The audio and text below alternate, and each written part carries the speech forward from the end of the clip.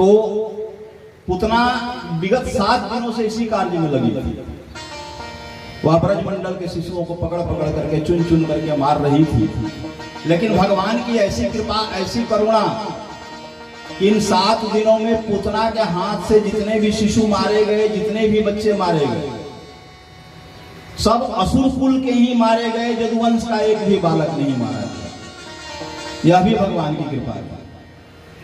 और उसी ब्रजमंडल में पुतना घूम रही है, लेकिन 7 दिनों तक उसे नंदगांव नजर नहीं आया। 6 दिनों तक नजर नहीं आया। कब नजर आया?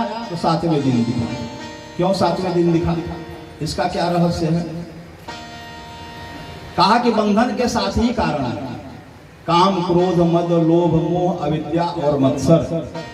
और जब तक जीव इन 7 विषयों पर विजय न प्राप्त कर ले, तब तक वह भगवत दर्शन का अधिकारी नहीं होता है। पुतना इन 7 विषयों में फंसी थी, तो कैसे नंदगांव दिख जाए? 7 दिनों में जब इन 7 अशद वासनाओं से मुक्त हुई, भगवत प्राप्ति की, भगवत दर्शन की अधिकारिणी बनी, तब 7वें दिन उसे नंदगांव दिखलाई पड़ा। उससे पहले नहीं दिखलाई पड़ा। और नंद बाबा कहां गए हैं उस दिन भाई? मथुरा गए हैं। तो जब नंद रूपी जीवात्मा कृष्ण रूपी परमात्मा को, ब्रह्म को छोड़ करके विषय भोग विलास की भूमि मथुरा में भ्रमण करता है, विचरण करता है, तो उसके जीवन में पुतना का आगमन हो जाता है। और उस समय नंद बाबा की गाय कहां गई हैं?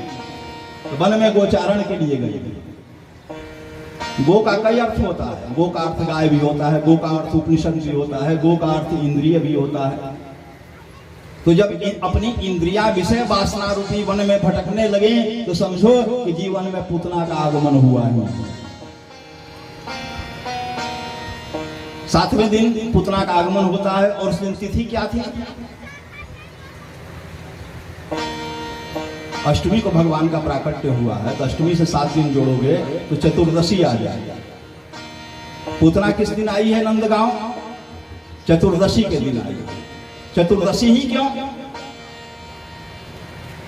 तो वासना का स्थान, निवास स्थान जो है, वह 14 स्थानों पर बतलाया गया है। इसी कारण चतुर्दशी के दिन आई है, क्योंकि वह वासना का स्वरूप है। यह 14 स्थान क्या है? तो 5 ज्ञानेंद्रिय, 5 कर्मेंद्रिय और 4 अंतःकरण चतुष्टय, इन्हीं 14 स्थानों पर वासना जो है निवास करती है। और यही शिक्षा देने